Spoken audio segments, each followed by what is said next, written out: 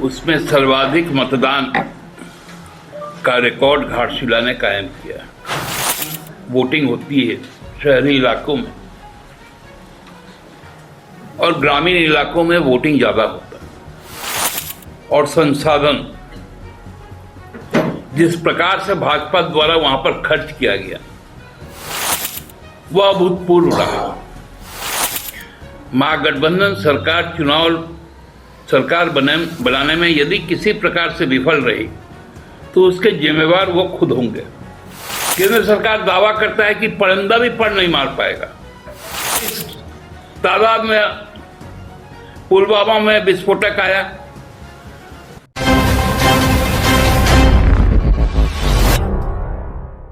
पहले तो मैं अभिवादन करना चाहूंगा घाटशिला विधानसभा के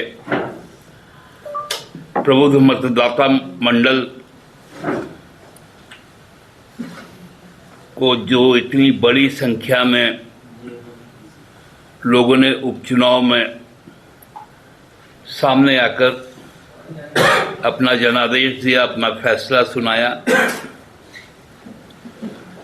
हमको लगता है कि पूरे भारत में आज तक के जितने भी उपचुनाव हुए उसमें सर्वाधिक मतदान का रिकॉर्ड घाटशिला ने कायम किया। घाटशिला, मुसाबनी, धालबुंगर और गुड़ाबांधा प्रखंड के लोगों के प्रति हम लोग आभारी हैं कि सुबह 6 बजे से ही लोग घर से निकलकर मतदान केंद्रों तक गए और 5:30 पौने 6 बजे तक जब अंधेरा हो चुका था तब भी लोगों ने अपने मताधिकार का प्रयोग किया। गांव से लेकर शहर तक मतदान का प्रतिशत लगभग एक रहा। अमूमन देखा जाता था कि शहर में कम वोटिंग होती है शहरी इलाकों में और ग्रामीण इलाकों में वोटिंग ज्यादा होता है, लेकिन इस बार इस मिथक को भी घाटशिला विधानसभा के मतदाता मंडल ने तोड़ा और लगभग बराबर की वोटिंग हुई। यह चुनाव बड़ा निर्णायक उपचुनाव था, जहां एक तरफ 6 जिसमें 5 एक्स चीफ मिनिस्टर, पूर्व मुख्यमंत्री, एक वर्तमान मुख्यमंत्री उड़ीसा के और उसके खिलाफ हमारा एक मुख्यमंत्री, उनके लगभग 6 वर्षों का कार्यकाल, रामदास जी का घाटशिला के साथ एक आत्मीय संबंध, गुरु जी के प्रति आस्था और उनको अर्पित श्रद्धांजलि और सकारात्मक मुद्दों को लेकर जो हमने आगे बढ़ने का काम किया, वहाँ के विकास के लिए, खासकर शिक्षा के लिए, रोजगार के लिए, महिला सशक्तिकरण के लिए, सामाजिक सुदृढ़ता के लिए, उसका प्रतिफल है कि हम घाटशिला को एक बड़े अंतर से हम चुनाव जीतने जा रहे हैं। कई तरह की भ्रांतियां वहां फैलाई गई, कई तरह से चीजों को मोड़ने का प्रयास किया गया।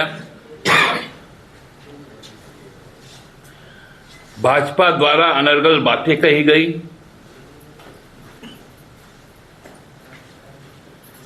पैसा और संसाधन जिस प्रकार से भाजपा द्वारा वहां पर खर्च किया गया वह अभूतपूर्व रहा।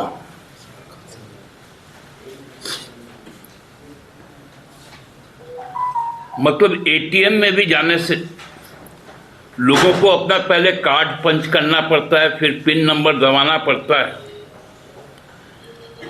तब राशि निकलती। लेकिन घाटशिला में जब मालूम चला कि भाजपा वाले से यदि कोई भी व्यक्ति पूछता था कि यहाँ का एटीएम किधर है, तो एटीएम जाने का जरूरत नहीं पड़ता था। उनके नेताओं के पॉकेट में इतना पैसा रहता था कि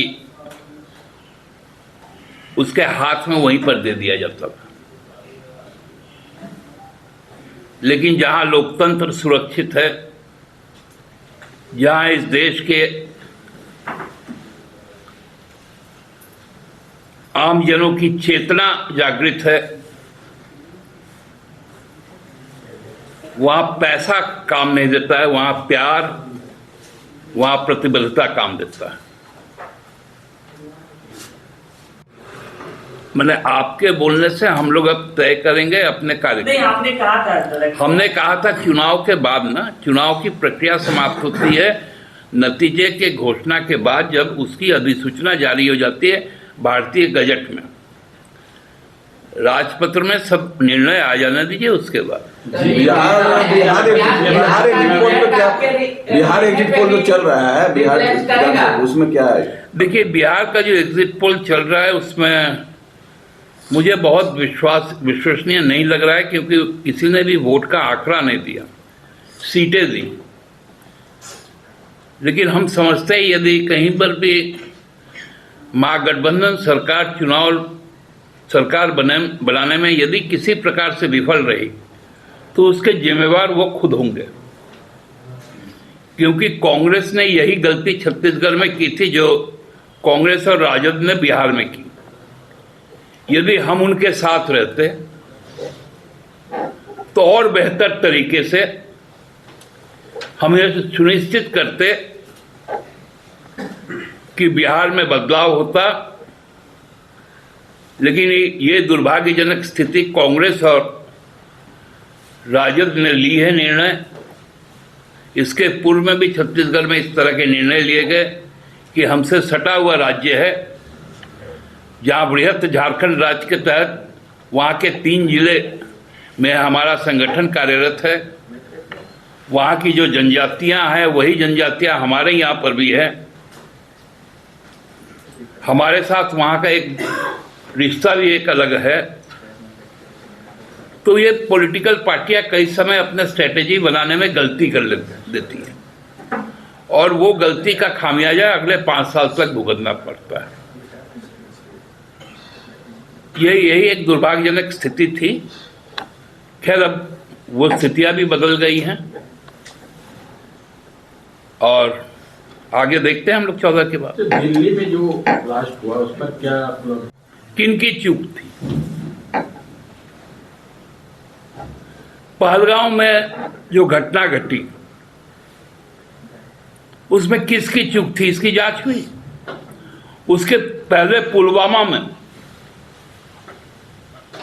केंद्र सरकार दावा करता है कि परिंदा भी पर नहीं मार पाएगा, लेकिन वहां पर भी इतने बड़ी तादाद में पुलवामा में विस्फोटक आया। आज कितना साल हो गया? 6 साल हो गए। उसकी जांच की रिपोर्ट कहां है? और हर बार क्यों ये आतंकवादी हमला चुनाव के समय ही हो जाता है? आखिर गृहमंत्री कब तक अपनी जिम्मेदारी नहीं लेंगे? जब मुंबई में आतंकवादी हमला हुआ तो तत्कालीन यूपीए के गृहमंत्री ने इस्तीफा दिया था, महाराष्ट्र के मुख्यमंत्री ने इस्तीफा दिया था। क्यों हमारे गृहमंत्री इतनी बार बार घटनाएं घट रही है? वो बोलते छोड़ेंगे नहीं। तो ऑपरेशन सिंदूर जब आप चलाए थे, बड़ा पराक्रमी बन रहे थे, किस मजबूरी में सिंदूर ऑपरेशन तोड़ दिए? पूरा देश आपके साथ था। अभी भी आपके मंत्रीगण कहते हैं चुनाव के समय ऑपरेशन सिंदूर जारी है। यदि ऑपरेशन सिंदूर जारी है तो पाकिस्तानी आतंकवादी घुस कैसे रहे हैं? कौन देगा इसका जवाब? केवल एनआईए का टीम गठित करने से होगा क्या? देश के लोगों को इस तरह सुरक्षित छोड़कर आप एक राज्य का चुनाव जीतेंगे और देश का राजधानी दहल उठेगा? दूसरे दिन प्रधानमंत्री विदेश चले जाएंगे। पहलगाम में हमला हुआ, प्रधानमंत्री देश में थे, तब तक बिहार चुनाव की घोषणा भी नहीं हुई, लेकिन एक दिन बाद ही वो चले आए बिहार और चुनावी सभा को संबोधित किए और वहां बोले हम इसका बदला लेंगे। मेरे खून में सिंदूर दौड़ रहा।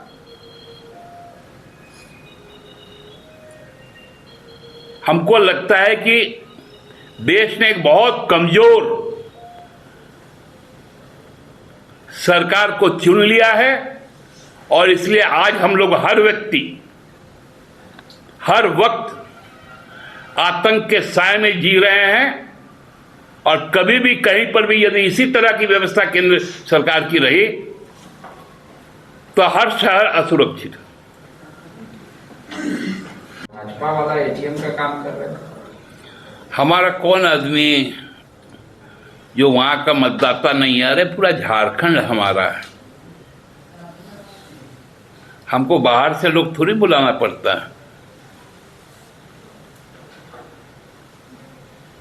झारखंड हमारा है और जो चुनाव आयोग का जो परिधि है उसका पूर्ण रूप से हम लोग पालन करते हैं। हम लोग ऐसा थोड़ी हैं कि दायित्व लेंगे हम लोग मंत्रालय का और बैठे रहेंगे चुनाव की मशीनरी को लेकर। ऐसे लोग थोड़ी हैं हम लोग। दादा, दूसरी बात है कि आप माइंस की बात बोल रहे हैं। वहाँ 3 केसेस ऐसे हैं कि वहाँ के लोगों को सरकार काम जल्दी करे इसके लिए कोर्ट जाना पड़ा माइंस खुलवाने, राज्य सरकार। तो हमने तो कहा कि ये लोग देखिए, जब वहां पर माइंस 3 खुला, हम लोगों ने खुलवाया, तो उसमें हम लोगों ने एक शर्त रखा था कि वहां का और वहीं के प्लांट में जाएगा।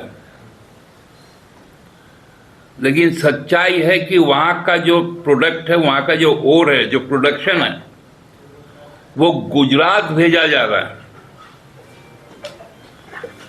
बिरला कॉपर को। इतनी बड़ी बेईमानी केंद्र की भाजपा सरकार कर रही है। वहां के लोगों के साथ धोखा देने का काम कर रही है। खनिज झारखंड का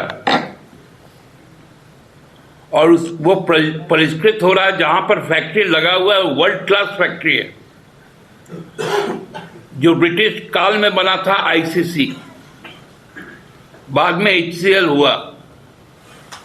उस फैक्ट्री को नहीं देकर वो बिरला कॉपर को जा रहा है उड़ीसा में। इतनी बेईमानी आज तक कोई सरकार ने नहीं किया जो एनडीए सरकार कर रही है हम लोगों के साथ। लोगों के साथ संवाद बनाया। रामदास दा ने वहां की जो एक नई जो पटकथा लिखी घाटशिला विधानसभा के विकास के लिए, यह चुनाव उस दिशा में था।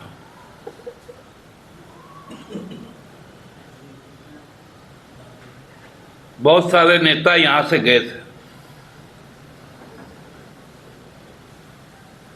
और बात में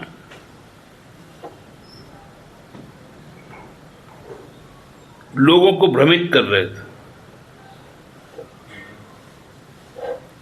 उसका करारा जवाब इन लोगों को मिल गया है। हमको लगता है कि 14 तारीख के बाद अब भारतीय जनता पार्टी को इस राज्य में अपने आचरण, अपने विचार को सुधारना पड़ेगा, नहीं तो यहाँ की जनता अभी साल भर पहले जैसे सुधारी थी, आगामी 29 में उनको पूरी तरह सुधार के हम लोग रख देंगे। मैं पुनः घाटशिला के महान मतदाता मंडल के प्रति अपना आभार व्यक्त करता हूं। पार्टी की तरफ से उन्हें धन्यवाद देता हूं कि उनका आशीर्वाद, उनका समर्थन हम लोगों को मिला, प्राप्त हुआ, और हम प्रतिबद्ध हैं। हम जिन बातों को लेकर घाटशिला में आगे बढ़े थे, उन बातों को हम पूरा ही नहीं करेंगे, और भी नई मंजिल की नींव वहाँ पर रखी जाएगी। HCL फैक्ट्री जो बंद पड़ा है भारतीय जनता पार्टी के शासनकाल में, उसको भी खुलवाने का काम हम लोग करेंगे, और सभी माइंस वहाँ चालू होंगे। उस दिशा में हम लोग आगे बढ़ेंगे। बहुत बहुत धन्यवाद। दादा, 2-3 सवाल। बाबूलाल जी अपने इतिहास में दब गए। बाबूलाल जी अब भाजपा के लिए ऐतिहासिक धरोहर है, जहां उनका कोई भी कार्यकर्ता देखने तक नहीं जाता, और ऐसा और एक धरोहर 14 तारीख के बाद बन जाएगा। तो इसलिए अब आप लोग किस प्रकार से, चूंकि नेता प्रतिपक्ष हैं, इसलिए तो संवैधानिक तौर पे हम लोग उनकी बात को सुनते हैं, लेकिन समझ में नहीं आता है कि उनकी बातों के पीछे अब उनका ये हताशा बोलता है या कुछ आशाएं अभी भी जगी है कि भारतीय जनता पार्टी उनको अगला मुख्यमंत्री का चेहरा घोषित करे। बिहार की हो गया, जिला में हो गया, अब समीक्षा कब होगा? झारखंड में कब समीक्षा